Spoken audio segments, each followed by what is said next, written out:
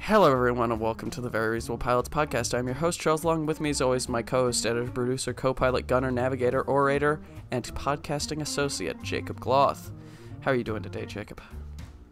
I'm doing okay, Charlie. How are you? I'm doing all right. I'm happy, and I'm excited about this pitch that I have waiting for us. Yeah. I'm hyped too. Last week you said it was gonna be horror. It's and yes, you just told it's me an it was gonna be horror seconds ago, so it better be. Yeah, it's unless that was all a big decoy, and it's somehow gonna be like this lighthearted comedy. Oh, that would be fun if it was all a decoy. It's not lighthearted. It is an absurdist 80s horror TV show, so there is definitely going to be some absurd comedic elements to it, but I would not say that this is a comedic show in the slightest, you know? There's a lot of dark things and adult themes going on. There's the Aryan Brotherhood is in this, prostitutes, serial killers, vigilantes, you know, corrupt politicians. There's a whole gambit of different kinds of people. Okay. In the small town of Hamig, Illinois, it's under siege by a string. No, it's under siege by a string of murders committed by someone the papers have started calling Dr. Dogface. A vigilante prowls the streets at night, calling himself the Whisper, and a mob enforcer. That is a real place. Is it Hamig? Hamig? It should be. Funny if it was though. That would be. Going, sorry. And a mob enforcer has just moved to town for an unknown purpose. All of this falls into the lap of one Adriana Falsco, a retired detective coming home to take care. Adriana Falsco, a retired detective coming home to take care of her late mother's affairs. Oh. Dun dun dun. Now, Adriana Falsco is a disgraced Chicago detective who has returned home to help her father tidy up her family affairs after her mother has passed recently and surprisingly. And just to let you know, her father is in a wheelchair. So she's not just coming back to be nice. She's coming back because he needs help with all this stuff. She is loyal, loving, harsh, obsessive, and very, very intelligent. You know? She's a very smart woman. And she was fired from the Chicago Police Department because she exposed some corruption that was going on and then became a pariah within the department. So they, found all these different reasons to get rid of her. She's a good cop, you know? She was a good cop. Now she's just a woman at home taking care of her sickly father and trying to figure out all the horrible things, all the secrets behind all the horrible stuff that's going on in her hometown of Hamig, Illinois.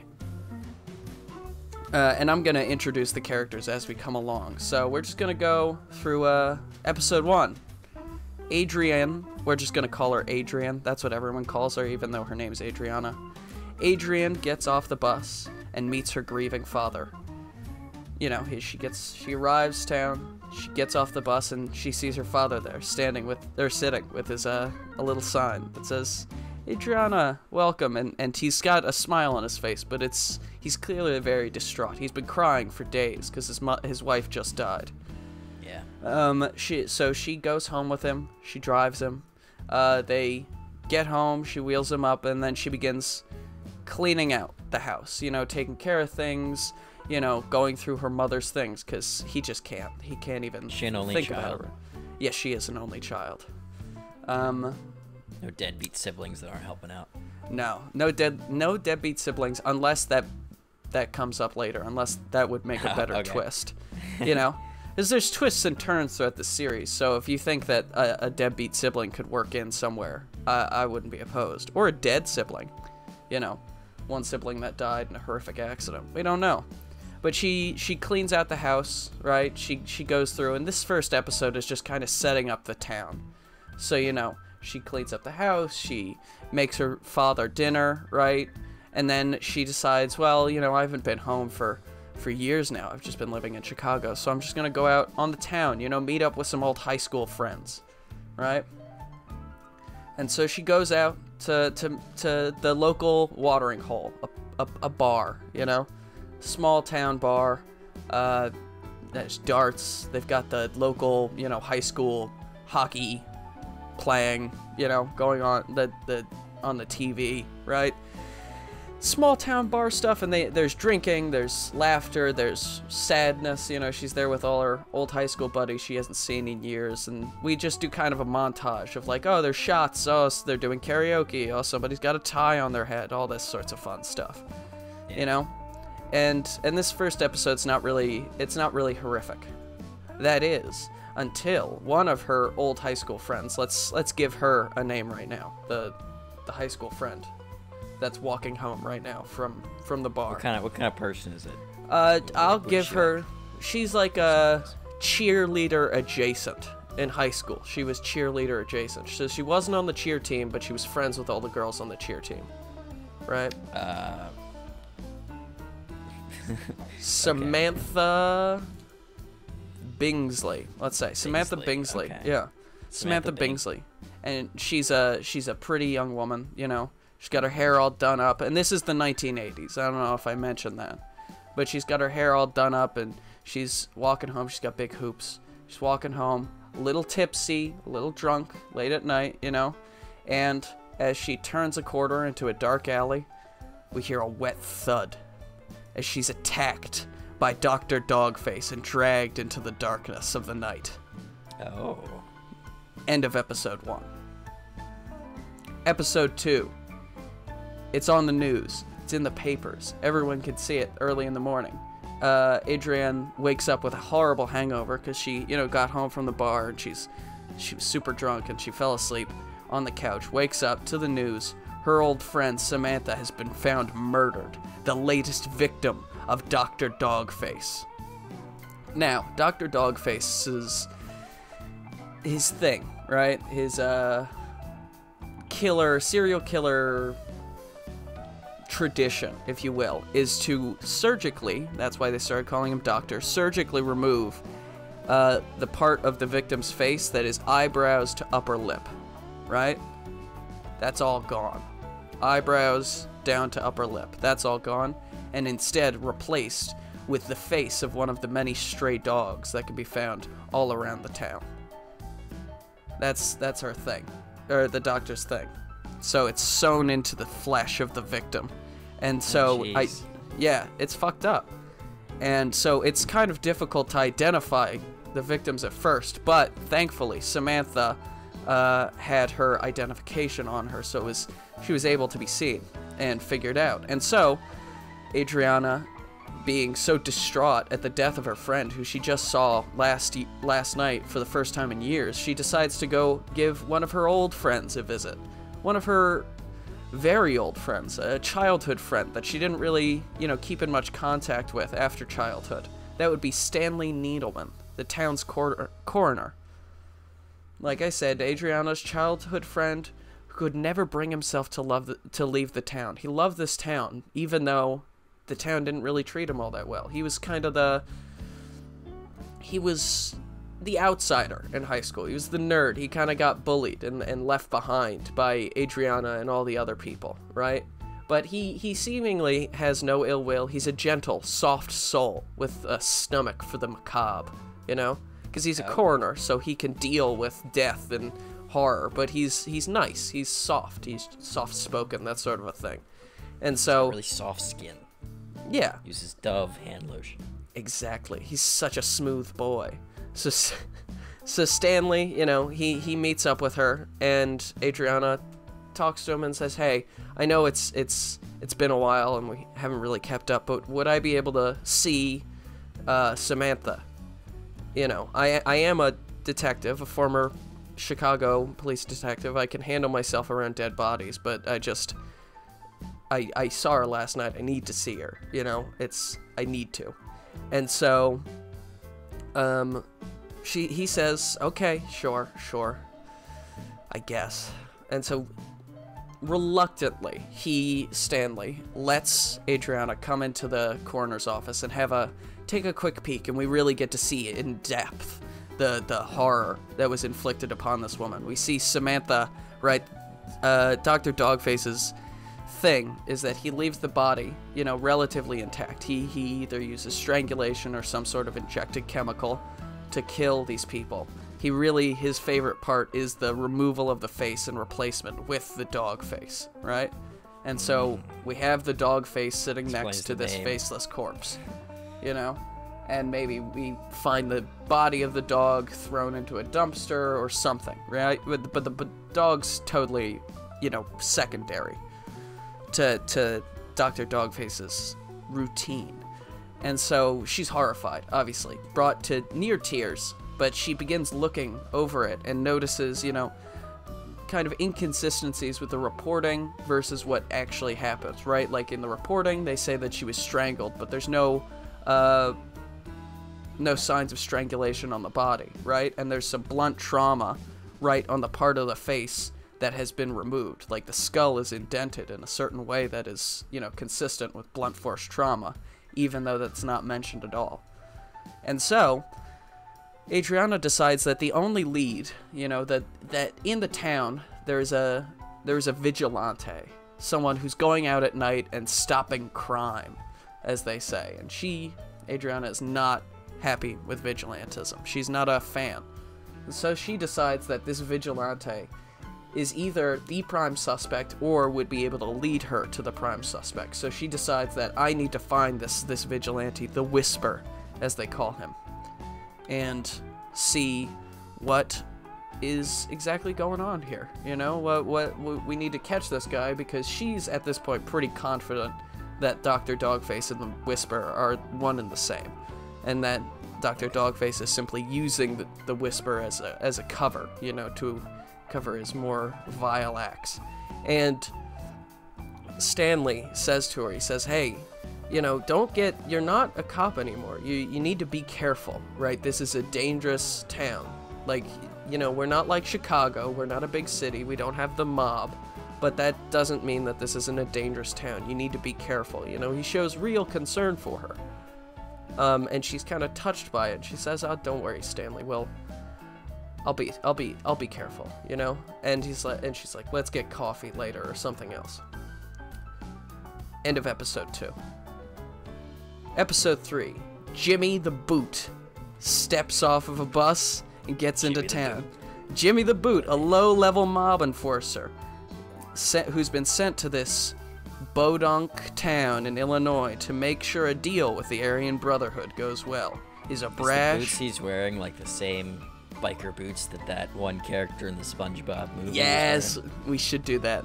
I didn't even know why. I didn't think about why we would call him the Boot, but yeah, you know, he's got big chunky boots on, and he's been sent to town to help make sure that this heroin deal with the Aryan Brotherhood goes over well, and that they're going to be delivering everything that they, you know, offered, and that he, you know, has the money and all this stuff. He's a brash, naive, and slow man, but he's not stupid. He's not a stupid man. He's just not always so quick on the uptick, right? He's come on, you know, he's a New Yorker kind of a dude, right? But he's from Chicago. He's got that Chicago sort of a thing, but he's, you know, Italian mobster style guy. And so Jimmy the Boot, he gets into town, and he's walking around. He's kind of like taking it in. He's not very impressed. You know, he's used to the big tall buildings of Chicago, the hundreds of thousands of people on the streets at once, and then he gets here and there's 4,000 people in this town, maybe. You know, it's pretty small. There's not a lot of restaurants. There's like maybe one nightclub, maybe. You know, so he's not super impressed. You know, he gets lunch, he asks around, and then he decides, all right, I'll get a motel room. He goes up to this, you know, shitty Motel 6, right? He rents a room, gets a room that's right, you know, on the corner of the building. You can see out, sort of like a Psycho-style Bates Motel situation, where it's just like drive up, park in front, there's your room.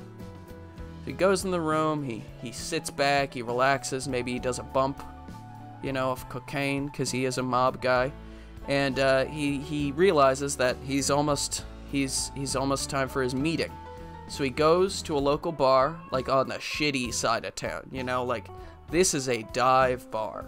This is not the bar that Adrian and her friends met up with to have drinks and have fun. This is like a criminal bar. He goes there and he has this meeting with these two guys, two very large men, shaved heads, and Nazi paraphernalia. You know, these two men are the members of the Aryan Brotherhood, and they are there to discuss business. And we have kind of a long conversation about the drugs, the transactions that they'll be making, the amount, and that sort of a thing. And Jimmy's kind of nervous. He's worried because, you know, there's civilians around. They'll hear us. They'll tell, you know, the cops. And they're like, A, we got the cops in our pockets. B, ain't nobody ratting on us in our town. You know, it's that sort of a thing.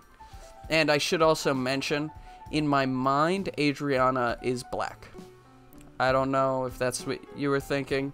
It doesn't necessarily have to be true, but there should be, I think, an underlying, you know, feeling of unease that she has, especially around Jimmy, because he is doing, you know, he is doing work with the Aryan Brotherhood, and he doesn't hate black people, but he is, you know, directly working with Nazis. And so, after the meeting, you know, he shakes their hands, he says, all right, I'll see you guys in a week, I'll have the money, you'll have the stuff, we'll be good, right? All the stuff. And so he goes out into town, he starts having a few drinks, and he goes up, he picks up a prostitute. A very pretty young woman from the corner. And he says, how much for the night? And she's like, 500, right? So they go back to his motel room, and they have a sweet conversation, right? She is a prostitute, he is a mobster, but they do have a sort of a genuine human connection that, you know, neither of them was really expecting, but it is still a transactional relationship, so they get down to it. And that's the ending of the episode, right? Jimmy the Boots got into town. Episode 4. Adriana. She's searching for clues on the Whisper, and finds out, you know, through investigating and talking to people, that the Whisper has saved this same woman 3 separate times. Everyone else who's met with the Whisper, who's seen the Whisper, has been saved once. But this woman has been saved 3 separate times from 3 separate, like, domestic abuse cases or something, and she's a prostitute. This prostitute's been saved 3 separate times. So, you know, through a bit more investigation, she finds out that this prostitute is staying at a local motel. She was taken there by a client last night.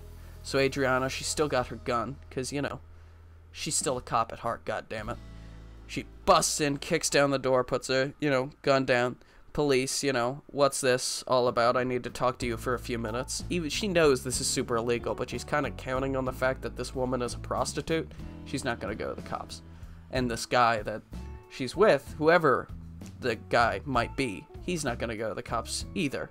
And then realizes that she's busted in the room and found Jimmy the Boot, notorious mob enforcer, sleeping in her hometown with a prostitute that she wants. It's like a, you know, that Spider-Man meme where they're all pointing at each other? Yeah. It's kind of like that. Like, what are you doing here? What are you doing here? What's this? Ha! Whoa! And they both pull guns on each other, right? Because obviously Jimmy has a gun, and so it's a bit of a scuffle. You know, maybe Jimmy throws a punch, she blocks the punch, knocks him, like, gets the wind out of him, he goes to the ground, he kicks her feet out, she falls. It's just kind of a scuffle on the ground. And at that moment, the prostitute, let's give her a name, Ferrera Rocher. Let's call her, how about we just call her Miss Rocher? Yeah. Miss Rocher yells at them. She says, stop it! You know? You two are fucking idiots, and you're making it so we're all gonna get caught. What the fuck do you want, lady? You know? And so they both get up, they dust themselves off. They look at each other, you know, like, fine, we're not gonna fight right now, but I'm keeping my eye on you. And so Adrian begins asking Miss Rocher what her relationship is with the Whisper. How does she know the Whisper? And Miss Rocher basically says, I don't know anything about him. He's just this guy who shows up in an all-red suit, you know, and just starts beating the shit out of people. And for whatever reason, he stopped me from getting my ass kicked more than one time. By red suit, do you mean like like suit jacket tie? Or do you mean like... No, I mean, I'm thinking that the Whisper looks quite similar to Tobey Maguire in Spider-Man, the wrestler outfit, you know? Okay. He's got, like, a red shirt, red pants, red boots, you know, like, combat gloves on. Maybe he's got a vest or something, like, tactical gear, and a red mask. So, she's like, you fucking dick. You know, you're both a bunch of assholes, both of you. You're you know, because Jimmy starts getting, like, annoyed that all they're talking about is this, you know, vigilante guy. Like, who cares? He's just some kid running around punching people. Like, you know, there's a serial killer around, detective. Why are you focusing on this? And so she's like, he's the only lead I got. I'm trying to find this killer. And so it's a whole thing. And Miss Roche gets aggravated, annoyed, you know, and so she storms out. She walks home. Right? She's walking home, she's walking through the kind of the dark, dirty, criminal-y parts of town, and she's keeping her wits about her. She made $500 from last night. That's less than she usually makes in one day. So she's just going home and she's gonna relax. And just as she does, we hear a yipping, like the sound of a dog. A dog in pain. And she goes to find it out, and like that, there's a blood-curdling scream, and then silence. Episode 5. Let's turn the page. Whoa! Oh no, that's funny. I wrote down episode 4, and then I went directly to episode 6. So I actually wrote 9 episodes, but thought I wrote 10. That's funny. Episode 5. Jimmy the Boot and Adriana, right, after their scuffle had happened, and they, you know, realized that they weren't getting any information out of one another. They both decide to leave one another alone. Like, we're not gonna, you know, Adriana realizes that she is not a cop. She does not have the authority to talk to police, and she knows that if she starts talking about Jimmy the Boot, they're gonna start, you know, questioning why did she break into his motel room illegally with gun drawn, you know, like, it's a whole thing. So they decide to just leave each other alone. But then they see in the news, you know, we could do a fun match shot where it's like split down the middle of the screen and they're both watching, you know, the news, and they see that Miss Roche has been murdered by the Dr. Dogface, and it's a horrifying thing again. It's, you know, it's all that stuff. And they meet up. You know, they both have, like, sort of the same thought, and they meet up once again, and they say, all right, we don't like each other. I don't like you. You don't like me. But if we're gonna find this killer, we need to work together, you know? And like you said, the Whisper is the best goddamn lead we have so far. So, let's go find him. And they sort of develop the scheme that if they go to the point in the parts of town that the Whisper has been most known for showing up, and they sort of stage a mugging, right?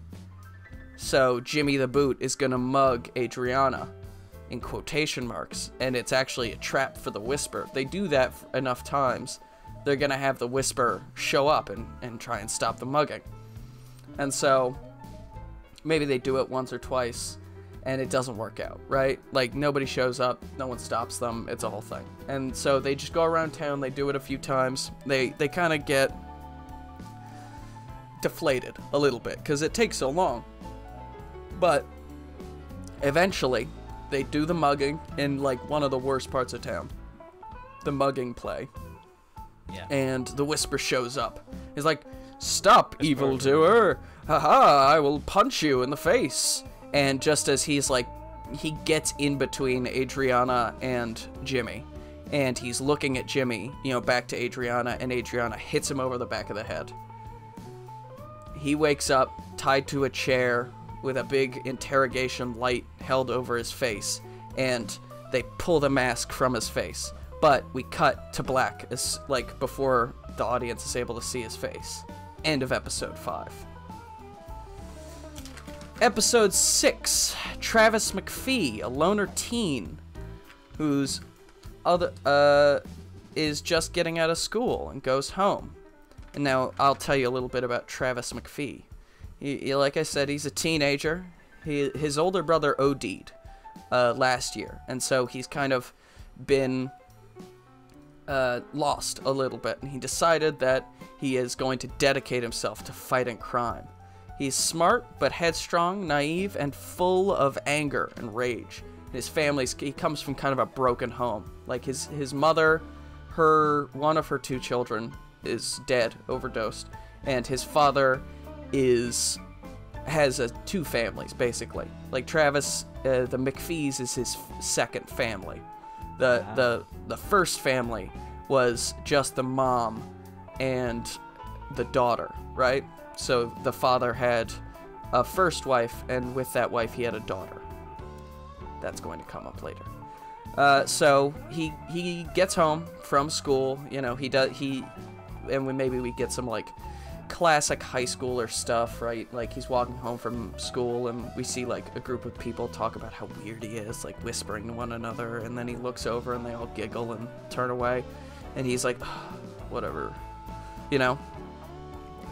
And he gets home, and once again, mom's drunk and they're fighting. Mom and dad are fighting again, and he hears his parents fighting. His mother yells at his father, "Go back to that whore ex-wife of yours." You know, it's a whole thing, and his dad just like leaves the room. He slams the door. He goes, right? He just walks out. And so he suits up. We see him suiting up in his Whisper outfit, because believe it or not, this guy is the Whisper. And he goes out, and this is kind of like it's gonna be a fun sort of montage of him stopping like small town crimes, right? Like he's gonna get a cat out of a tree, maybe. You know, he's gonna stop a drug deal. He's gonna stop, you know, he's gonna go into a bar, and there are gonna be guys catcalling this lady, and he's gonna like smack him in the head with a pool cue, that sort of thing. Because this, you know, he's using the Whisper not only as a way to fight the forces that killed his older brother, but also to sort of like release all this pent-up rage and anger that he's got inside of him because of teenage hormones and his bad, you know, home life. And so he's going out there, and it's kind of a routine night of crime fighting, and then he sees this mugging going on in one of the worst parts of town. And so he goes in, and he stops him, and he gets in the middle of this mugging, and just as he's like, I feel pretty good about this, this guy's probably gonna run away, knocked unconscious. Wake up, and it's just him tied to a chair with no mask on, staring up at Adriana and Jimmy the Boot. End of episode 6. Episode 7 begins with them interrogating him, and they're talking to him, and they're like, "What the hell are you doing here? Why are you always... Well, are you the Whisperer? Are you killing people? We know you're the Whisperer. Are you killing people? Are you Dr. Dogface?" You know, all this stuff. And they're, you know, they realize he's a fucking teenager. Like, this guy's like 17. They can't, you know, torture him. That's crazy fucked up, you know? And so maybe Jimmy the Boot is a bit more... You know, like, let's break your fucking, you know, kneecaps or whatever. But Adriana puts a stop to it. She is still a cop, after all. And so, after a bit of interrogation, Travis lets slip that, you know, he spends most of his time vigilanteing. He's not fighting people. He's just around. He's keeping his eyes open. You know, and he has noticed that the mayor has been acting quite fishy, you know? The mayor's been acting rather odd lately, you know? He's always going out into the woods late at night, you know? He's getting home late, right? Because this is such a small town. It's kind of hard not to keep an eye on that sort of a thing. Especially if you're up till like 4 a.m. every night, stopping crime. Put that in quotation marks. Yeah. And so they decide, well, you know, maybe it's the mayor, right? That he would be the perfect guy to be doing something like this. He could, you know, divert public funds and public attention away from himself. He could be, you know, keeping the police occupied with wild goose chases while he's actually the killer. Mm-hmm. And they decide to go have a talk with the mayor, right? And so they untie Travis, and they give him back his mask, and they say, you know, stop it. Stop being the Whisper. You're just gonna get yourself killed, you know? It's a cool superhero name, though. It is, I think. Especially for not a superhero show. Yeah. Where it's like Superbad, you know? Like, he's just a guy with a fucking crowbar who's going around beating people up for no reason. No reason. But bad. Yeah, or not Superbad. What's that? Is it just Super? Superbad's the one where they like that. You're thinking of Kick-Ass. Yeah, Superbad's no, the I'm one thinking. where they throw a party. I'm thinking. Yeah, you're right. Superbad is the one. But I'm thinking of one with Rainn Wilson. That was directed by James Gunn. It's not Kick-Ass. No, that is another show that I kind of based The Whisper off of. But let me find it. Yeah, it's just called Super. It's from 2010. Action comedy, like black comedy sort of a thing. He's got a monkey wrench, he beats people up. But yeah, kind of like that. And so they tell him to stop, and then they both decide to stake out the mayor's house, right? And so it's a whole thing.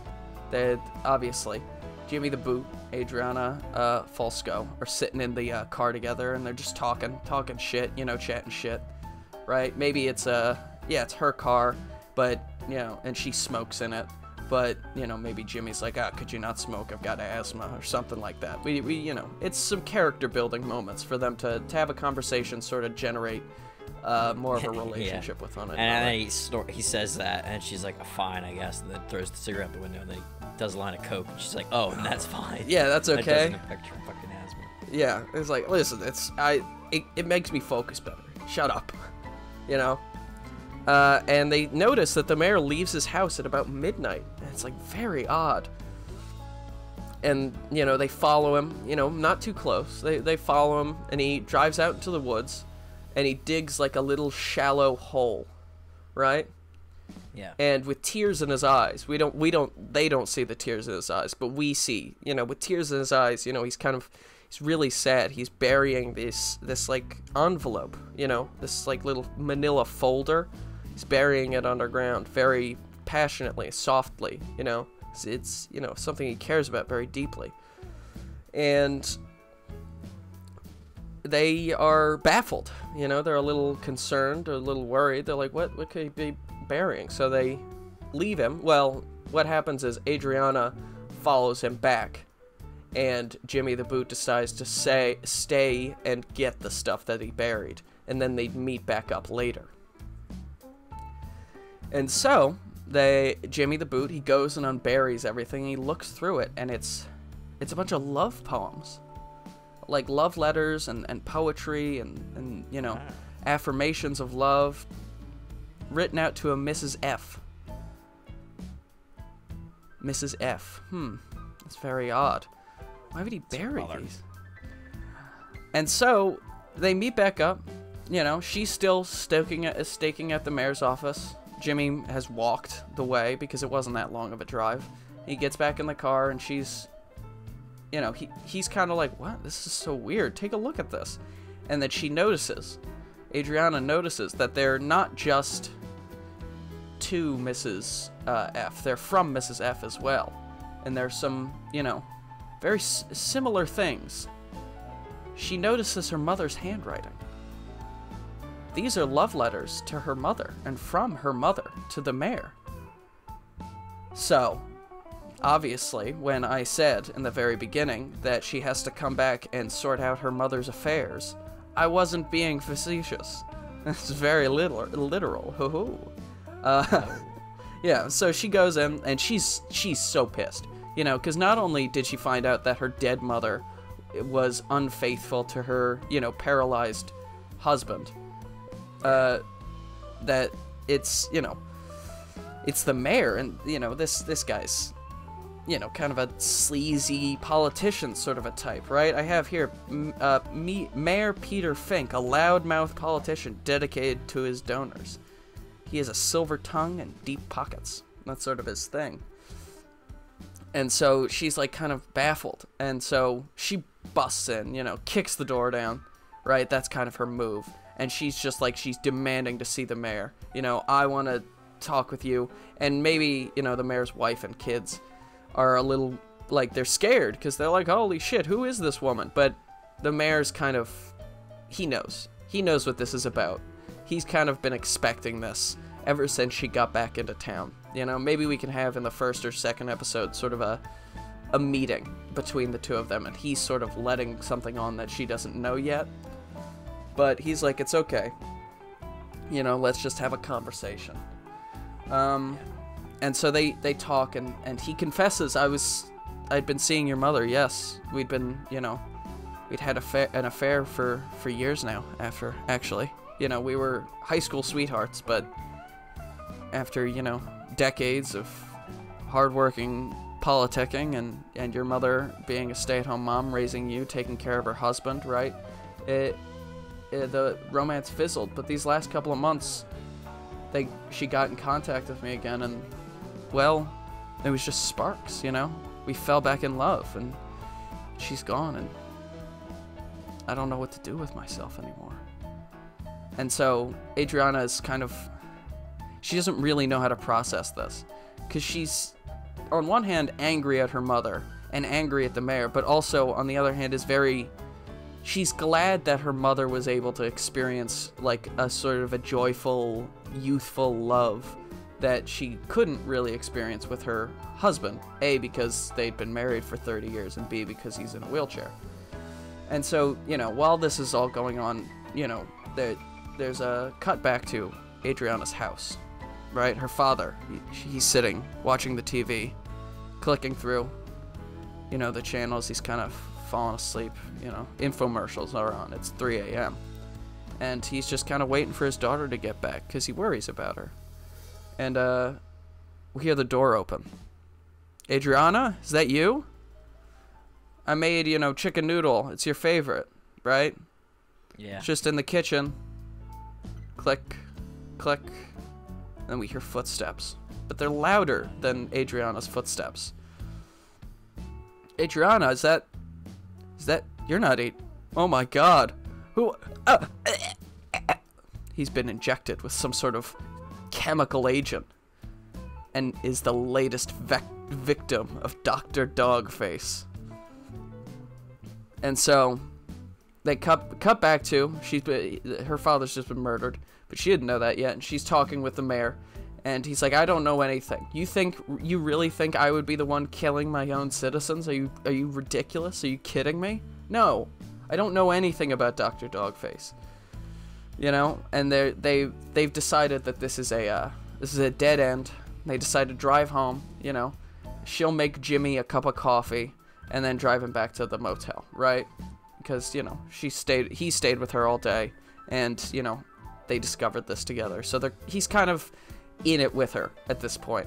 They get home, the door's ajar, her father sitting in his chair, staring at the TV. Hey, Dad, door's open. She puts his hand on his shoulder. Head flops back like that of a corpse, and you see this face of a dog where his face should be. And just a blood-curdling scream over a black, you know, screen. End of episode 7. Episode 8. Adriana is devastated. You know, obviously. The police are there, they're asking her questions. She's got that blanket on, you know, that they always give victims of things in movies, you know, but she's so angry, and she kind of, the rage is pushing the tears out of her eyes, but she doesn't want to be crying. There's no, like, sadness in her face, but the tears just won't stop. Because she's just lost, you know, her 2 parents within the last, like, week of each other. And she's just so angry, and she decides, you know, we don't have any leads, and I don't know what to do with myself. I'm just gonna get drunk and get into a fist fight, right? So she goes down to that really shitty dive bar, you know? And there's 2 bald gentlemen sitting in the corner of the bar, and she sits up on the bar and has a beer and starts, you know, talking about how the local sports team ain't shit and all this stuff. And she just, like, you know, these big Aryan Brotherhood guys pick a fight with her. She picks a fight with them, and, you know, she, like, breaks one of their noses and, like, snaps one of their arms, but they like get her. There's like 4 of them, and there's one of her. So they eventually get her on the ground. They start like stomping her, and just as that happens, Jimmy the Boot walks in. He's like, "Hey, cut it out. That's a cop, you know. You put her down, they're gonna be, you know, there's gonna be hell to pay." And they realize like, "Oh shit, you know, get her out of here, Jimmy. You know, thanks for saving us. You know, go, you know, put her in the pig pen or whatever, right? Something like that." And so, not knowing where to go, she is carried back to his motel room. Jimmy the Boot takes her, drives her car back to his motel room, and, you know, puts her to sleep. She's not puts her. He doesn't like euthanize her. He just like puts her in his bed, and she goes to sleep because she's, you know, like, you know, she's not horribly beaten. She's just like has kind of a black eye, you know, and she's super drunk. And so at that point, there's a faint knocking, and we see Travis McPhee standing at the front of the door. Yeah. And Jimmy the Boot's like, "What the hell are you doing here? I heard what happened on the news to Detective Falsco's father. I want to help. I've been I realize that I can stop as many muggings as I want, but you know, this guy's real pure evil, right? There's nothing, you know, I need to help with this." And so they get in, and at this point they're like collating all the facts. So basically this is the red string section of the show where they're like putting pictures up and like writing things down, and they've got red strings connecting everything, right? And, you know, this is kind of a Travis and Jimmy episode where they, you know, because Adriana's, you know, she's knocked out for most of it. And they're just, like, talking and conversating. And he's like, "Why did you get into the you know, the whisper thing? Like, what happened? You know, oh, my brother OD'd. Well, then why'd you save Miss Roche so many times? Was she... Oh, she was my half-sister." Dun, dun, dun. The father, his father, who was sent to go back to his whore ex-wife, right? Turns out, wasn't his ex-wife that was the whore. It was his daughter. Dun, dun, dun. And so, you know, he was talking with, you know, his father, Travis's father, was talking with his mother about going back to his ex-wife to console her because her daughter was, their daughter was just found dead. And his mom was, you know, drunk and she wasn't having it. That was, you know, we're recontextualizing that conversation. And they compile their clues and they get the red string together. And, you know, at the end of the episode, Adriana wakes up. She's super hungover, and she has like a cup of coffee. You know, maybe they have a coffee machine in the motel room, and she begins to look at the red strings, and sort of a wave of realization kind of washes over her as the credits begin to roll for episode 8. And episode 9, Adriana wakes up, she sees it, and she finally begins putting the clues together. She realizes who has a reason. Like, there's no motive behind any of these killings. They're just random murders. You know? What connects all of these people? And she realizes that there's only one element that has connected everyone so far. And that's herself. She's the connecting element. All of these people, either right before they died, they were with her, or they're related to her. And so she begins thinking about it. And before I tell you who the killer is, I want you to guess who the killer is. I did it. It was me. It was Jake. That's right, Jake Gloth. No, seriously, take a guess. Who do you think it was? I don't know. Who is it? All right, well, they go back to the coroner's office to confront the real killer, Stanley Needleman. I thought of it. I thought of him, but I couldn't remember his name. Mm-hmm. Nope, it was Stanley Needleman. And there's going to be more red herrings on this show. Don't worry. But yeah, Stanley Needleman's there. They go to the coroner's office. He's like, "Haha, you finally figured it out, detective. Took you long enough." And it's just Jimmy and Adriana. And he gets there, and they start having a conversation. And he's like, "Huh, yeah, Well, luckily for me, I've been pumping anesthetic gas into this room for the last 20 minutes, and I took the only, you know, not antidote, but like counteractive element that keeps me from passing out. And as he says that, they both fall out. You know, they're asleep.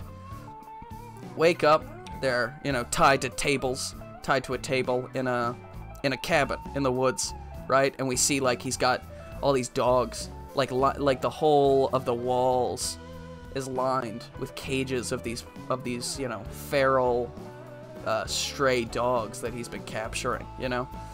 And he's cloaked in the darkness of the cabin, and he begins talking about his motives, about how, you know, I could never leave this town. This town has my heart and soul, but the people of this town are monsters.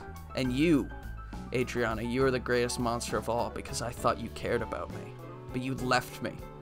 You know, he's basically pissed off because she left him to go be cool in high school, and he wasn't allowed to be cool in high school because he was a big dork, you know? And so he's been... But yeah, that's not really the reason. The reason that he's killing people is because he's a fucking lunatic, right? And that's the explanation he's giving her, you know, and she says to him, it's not because of that. You know, we could have been best friends my entire life. It wouldn't have mattered. You're still a killer, Stanley. You've always been a killer. You just hit it better than most, you know? That sort of a thing. And so they begin talking shit, and he comes out of the darkness. And this is where the title sort of comes into play. And his mask, right? Because every great movie serial killer has a mask, right? His mask is made up of all of the pieces of the faces that have been removed from his victims. Alright? Does that make sense? So, you know how I said eyebrows down to upper lip have been removed from all of his victims? He's been keeping them and sewing them together to form this horrific mask. And Stanley and Adriana's father is the final piece, and he's, you know, the front-facing piece. So Adriana has to fight a killer, you know, see this killer who's wearing the face of her father. And, you know, he's got eyes and noses all over the place. It's really fucking cool and gory, you know. And he begins explaining his motives, and as he's going to inject her with, you know, some sort of inject Jimmy with some sort of chemical so that he can continue his work.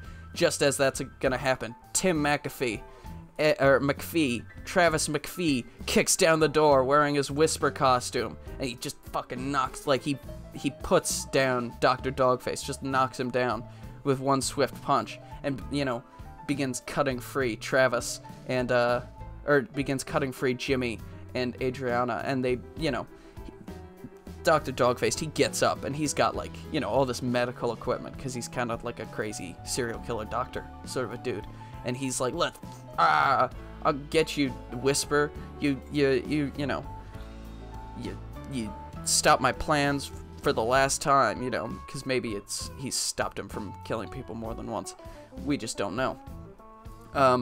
And it's revealed that earlier in the show, like the beginning of the episode, in a scene we didn't see until now, they told Travis, you know, if we are not back here within an hour, we want you to find us, you know? Like, here's some, maybe, I don't know how we can do it in terms of, like, maybe he's just a good tracker, or maybe he's like, you know, we want you to keep watch outside of the coroner's office, and if we're not out within 15 minutes, you follow Stanley's car, right? That sort of a thing. Yeah. And so he does, and he finds them, and there's this big, you know, climactic chase scene throughout the woods, because all great horror, you know, media ends with a climactic chase scene through the woods. And maybe Travis, he gets like his Achilles tendon sliced by Dr. Dogface, and so he's like, I'll come back for you, you know. And so it's just Jimmy and Adriana running through the woods. Adriana's like, you know, she's a little bit more wounded than Jimmy, because she had that fight with those Aryan Brotherhood dudes. And so she's like, go, you run, Jimmy, you go get help, you go tell people who the killer is, I'll slow him down, you know? And so Jimmy's like, I'm not gonna go, you know, I'm not gonna leave you to die. It's like, I'm not gonna die. She pulls out a gun. let's go. She doesn't. That's just for fun. She's like, I won't die. You think this band nerd from high school is gonna kill me? No way. You know, you get out of here. I'm gonna kick his ass. And so, you know, it's a fight in the woods between Dr. Dogface and Adriana. There's like, you know, using trees to your advantage, smack him in the face with a branch, you know. Maybe they go into an old farmhouse and there's a pitchfork that goes like through his like femoral artery or like into his leg, you know, on his knee, and she like pops it, and he like slashes her with his big saw machete that he's got, like the bone saw that doctors use, that sort of thing. And it's this big thing. The barn catches on fire, and she gets out just as it begins collapsing in on him. And he, you know, it collapses down on him, and he's dead. Presumed dead. Climactic showdown. So he's dead. Oh. And you made it seem like he wasn't dead. Epilogue. And he's dead. Presumed dead. Well, he's dead. Yeah. Epilogue. Okay. Adriana, she sells the house, and she moves to France.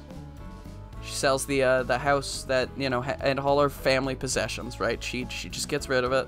She doesn't want to think about it anymore. She doesn't want to stay in this town. And she moves to France, which has been a lifelong dream of hers. That we, you know, we'll throw in an occasional thing, right? Like maybe during the stakeout scene. Like, where do you want to live? Blah, blah, blah. France. She moves to France and she says goodbye. It's kind of like a friendly goodbye with Jimmy the Boot. Because he's still a mob guy, she's still a cop, but they've kind of come to respect one another. And Jimmy knows that he can't go through with this Aryan Brotherhood deal. And so he decides, you know, I've been a mobster my whole life. How about I try something else? I'm gonna be a logger. But first, let me take care of some business. So he, you know, shows up to the drop-off meet. He gives the Aryan guys their money. He gets the heroin. The Aryan guys, like, they get in their cars, they begin counting, they're like, woo, yeah, we did it, blah, blah, blah. Begin counting the money. They realize it's all counterfeit, like it's all fake bills, right? And they're really pissed off, and then they notice there's a ticking coming from within the briefcase, like a secret compartment in the briefcase. They rip it up. There's a bomb. Just as that happens, car explodes. Jimmy kills the Aryan Brotherhood, and he decides to sell. Yeah, because he's a fucking. He doesn't like the Aryan Brotherhood, and so he sells the heroin real quick and easy, dirty, and he moves to Canada, where he's hoping to stay away from the mob. Yeah. Travis decides that after his severe injury at the hands of Dr. Dogface, he decides that he's no longer going to be a vigilante, and he's gonna. He decides he's gonna go to therapy, you know, so he can learn how to mourn his half sister and his older brother who have died, and, you know, use his skills and his knowledge and his intelligence to help others in a less violent, bloody sort of a way, right? That's our three main characters taken care of, and then we see the new coroner. He's working, he's eating a sandwich, he's playing music, you know. And he's like, alright, my first dissection of this brand new town, an infamous serial killer. Huh, who's this, Dr. Dogface? That's fucking ridiculous. Opens the thing, opens the body bag. Stanley Needleman's there. Puts him out on the slab. And just as the coroner turns around to, you know, get the chemicals to begin, you know, fixing up Stanley's body and making it presentable, Stanley wakes up and he strangles the coroner to death. And the final shot of the show is a door swinging open as Stanley escapes into the woods, maybe to be seen again. Woohoo! Oh. Yeah, because every good horror ends Season with a 2. tease for a sequel. So that is the end. That is Death's Many Face. That's my show. I liked it. Yeah. It was good. Spooky. It's fun. Yeah. Good mystery. Death's Many Face. Because he has a face that's made out of many faces. So it's his many face. But yeah, that's it. It's It's horrific, but it's only horrific sometimes. It's more of a thriller than it is a horror. Yeah. I like when horror is more of a mystery than it is horror. Yeah, but there is like it's gonna get gory and gross with the dogs on the faces and the mask made up of all the other people's faces. You know? That's gonna be good. That's gonna be some good stuff. But yeah, that's all I have to say for today. I don't know what the song would be. And who do you want to play? I'll be Whisper. Okay, you'll be the Whisper. I want to be Dr. Dogface. You want to be Dr. Dogface? Yeah, I want to be Stanley Needleman. All right. Exciting. Yeah. Well, thank you everyone for listening. Actually, I'd like you to do this show in like 60 years, and I'll play her dad. Okay. And then I'll play Travis's dad. Okay. We'll be the dads. Yeah, the two dads. All right. Well, thank you everyone for listening to the Very Reasonable Pilots podcast. I've been your host, Charles. Along with me has always been my co-host, editor, producer, co-pilot, gunner, navigator, orator, and podcasting associate, Jacob Gloth. If you like what you heard here and you want to hear more, please give us a like, a follow, subscribe, tell your friends, tell your family, tell your dog, tell your cat. And remember, we upload every single Monday unless we forget or make a mistake. But we didn't. Usually not. Usually not. This is we forget or make a mistake. It's if I forget or make a mistake. Yeah. But Jake is infallible. Or you cause me to make a mistake. Yeah, that too. I do that all the time. Thank you, everyone, and have a good day. Bye. Bye.